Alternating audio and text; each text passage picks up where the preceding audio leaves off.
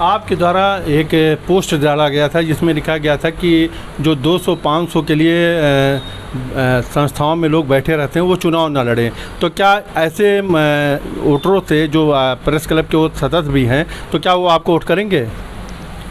देखिए, नमस्कार, मैं अनिल पांडे, आप देख रहे हैं एसपी टाइम्स।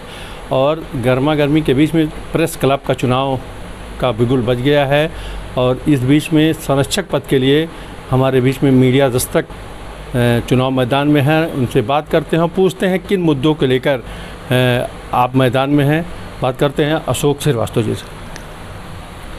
देखिए, आपने बहुत अच्छा और रोचक सवाल पूछा है किन मुद्दों को लेकर के, क्योंकि प्रेस क्लब का जो चुनाव होता रहा है उसमें मुद्दे नहीं रहते हैं, मुद्दे गायब रहते हैं।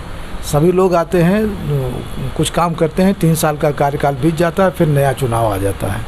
142 लोगों का परिवार है प्रेस क्लब का। मैं इसके लिए बधाई देना चाहूँगा सभी को कि पिछले 10 सालों से जो लोकतंत्र बहाल है प्रेस क्लब में और पूरी लोकतांत्रिक प्रक्रिया का पालन करते हुए सकुशल और शांतिपूर्ण माहौल में चुनाव की प्रक्रिया संपन्न कराई जा रही है। इसके लिए पूरा परिवार बधाई का पात्र है। रही बात मेरी, तो मैं पहली बार हमने संरक्षक पद के लिए पर्चा खरीदा है, दाखिल भी करेंगे उसको।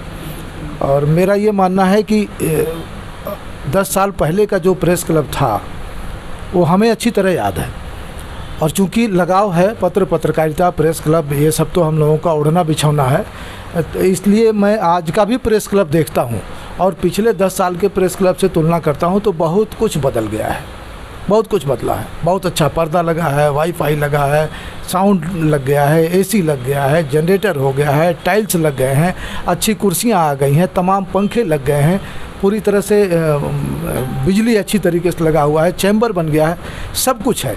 देखा जाए तो बहुत सारा काम 10 सालों के अंदर हुआ है, लेकिन सभी की सोच और सभी के काम करने के तरीके अलग होते हैं। मेरे दिमाग में कुछ है, मेरे पास कुछ वजन है, वो विजन है जिसको लेकर के हम चुनाव में मैदान में उतरे हैं और सिर्फ एक पारी खेलना चाहते हैं।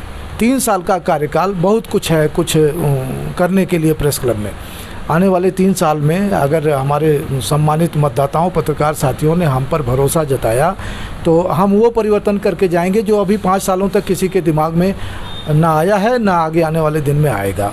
ये प्रेस क्लब पूरे उत्तर प्रदेश का सबसे अग्रणी होगा और ये मैं बना करके दम लूँगा आगे 3 सालों के अंदर।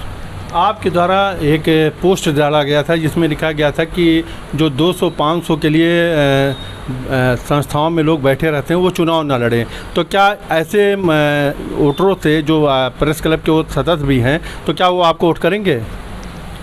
देखिए, हमको कौन वोट करेगा? जिसके पास सिद्धांत होगा वो वोट करेगा, जिसके पास ज़मीर होगा वो वोट करेगा, जो पत्रकारिता प्रेस क्लब का सम्मान करता होगा वो हमें वोट करेगा, जिसके अंदर पत्रकारिता और अपने प्रोफेशन के प्रति ईमानदारी होगी वो हमें वोट करेगा।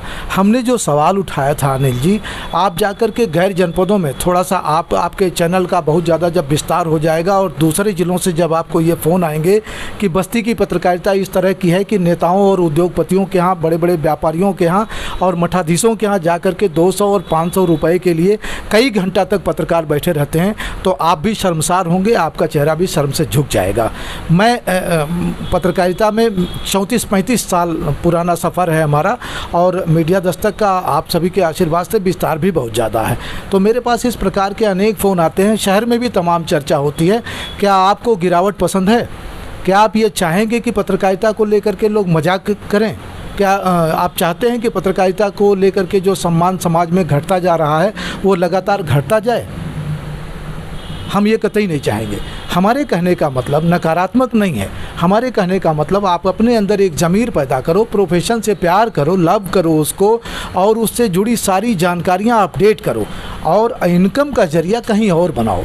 क्योंकि पत्रकारिता शुरू से समाज सेवा रही है। सामाजिक सरोकारों से जुड़ी पत्रकारिता को हमेशा सम्मान मिलता आया है और आगे आने वाले हज़ारों साल तक मिलता रहेगा जब तक भारत में लोकतंत्र जिंदा रहेगा। एक बार फिर अनायास का नहीं, हाथ जोड़कर सिफारिश करना चाहूँगा अपने साथियों के साथ। मेरा कोई आदेश की ज़रूरत नहीं है, न मेरा कोई दबाव है, और न मैं कोई उपदेश दे रहा हूँ कि साधु संत हूँ, लेकिन अपने ज़मीर में कुछ दम लाएं, अपने कैरेक्टर में, अपनी कार्यशैली में कुछ दम लाएं, और कुछ और पत्रकारिता के साथ साथ करते रहें जहाँ से आपकी दाल रोटी चलती रहे, और किसी ऐसे व्यक्ति के सामने आपको सिर झुकाने का, अपना ज़मीर का सौदा करने का वक्त ना है जिससे आपको और आपके वरिष्ठ जनों को शर्मसार होना पड़े।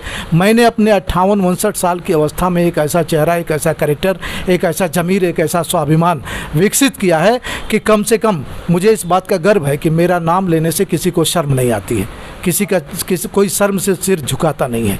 तो मुझे भी इस बात का गर्व है और मैं चाहूँगा अगली पीढ़ी भी इसको मेंटेन रखे। आप अपने वोटरों से क्या अपील करेंगे? अपील करेंगे हमें ढेर सारा प्यार दें, और पहला अवसर है कि हम चुनाव मैदान में हैं, हमें आशीर्वाद की ज़रूरत है, हमें भी ऊर्जा और ताकत की ज़रूरत है। हमें किसी से लड़ना नहीं है, हम किसी को हराने भी नहीं आ रहे हैं। सबका सम्मान है, सबको बाबू भैया कहता हूँ, सभी वरिष्ठ जनों का सम्मान करता हूँ, किसी के अंदर कोई बुराई नहीं है, सभी लोग अपनी क्षमता के हिसाब से काम करते हैं। और एक बात को नोट कर लीजिएगा अच्छी तरीके से, सबकी क्षमता भगवान एक बराबर नहीं देता, सबके कार्य करने की स्टाइल और तौर तरीके भी भगवान एक तरीके से नहीं बनाता। इसलिए एक बार विश्वास करके मौका दीजिए, हम 3 साल की जो पारी खेलेंगे वो यादगार रहेगी।